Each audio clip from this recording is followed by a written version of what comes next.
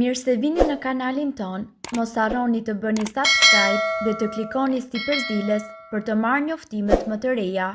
Faleminderit! Bani këmbët për 10 minuta në uthull para se të flini dhe do shpëtoni nga nervi shiatik. Ishiasi nuk është diagnoza e parë mjekësore, por paraqet njëri ndër problemet më të shpeshta me shpinën në kohët e sotme. Krahas dhimbjes së padurueshme, ata të cilët vuajnë nga nervi shiatik gjithashtu munden të vuajnë edhe nga mpirje ose djegje në këmbë.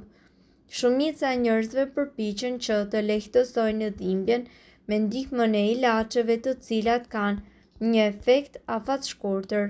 Kur bëhet fjalë për nervin shiatik, shumica e ekspertëve rekomandojnë ushtrime dhe poza të caktuara joges si një tretman tepër të efektshëm për këtë lloj të problemit.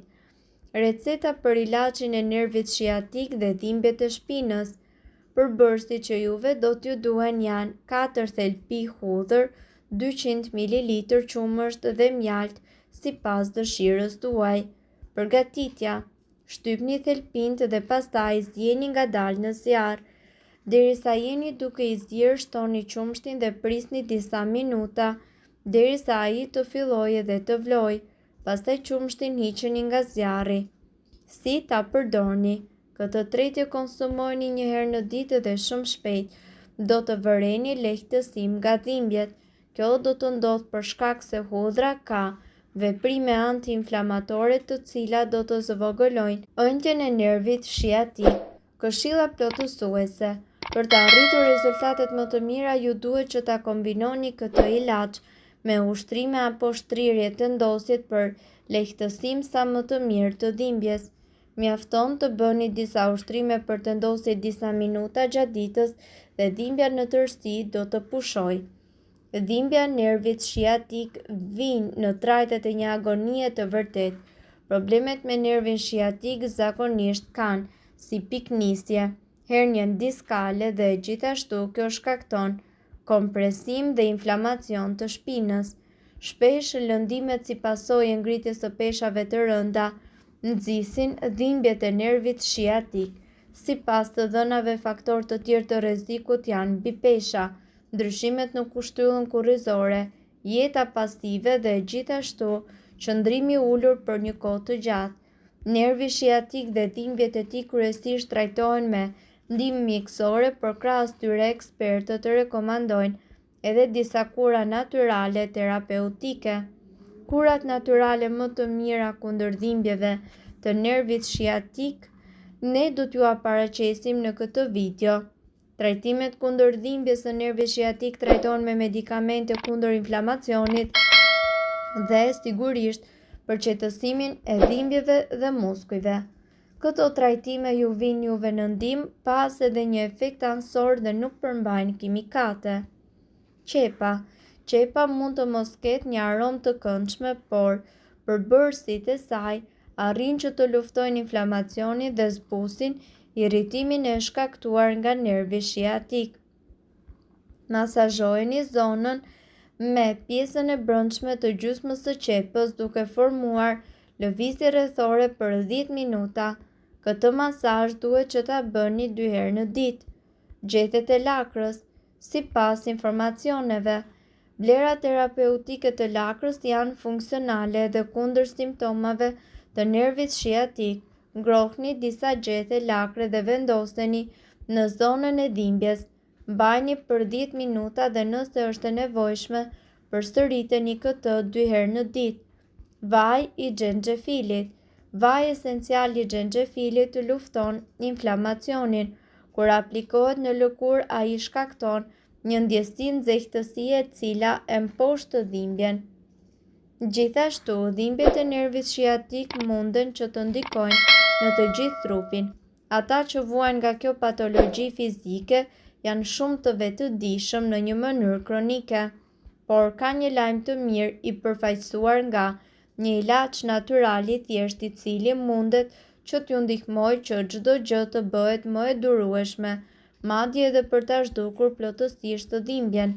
Vetëm ndiqni këto udhëzime me kujdes për të reduktuar në zero dhimbjen muskulare tipike të inflamacionit të nervit shiatik.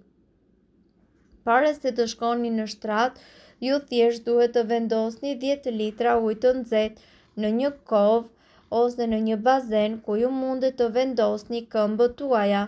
Natyrisht, temperatura duhet që të jetë e durueshme dhe njëkohësisht duhet të keni parasysh që të shtoni pak uthull molle dhe krip në ujin tuaj, pastaj futeni këmbët tuaja dhe largojeni ato kur uji të ftohet.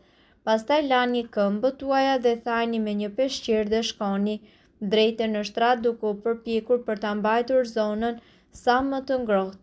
Ditën tjetër vazhdoni të bëni po të njëjtën gjë.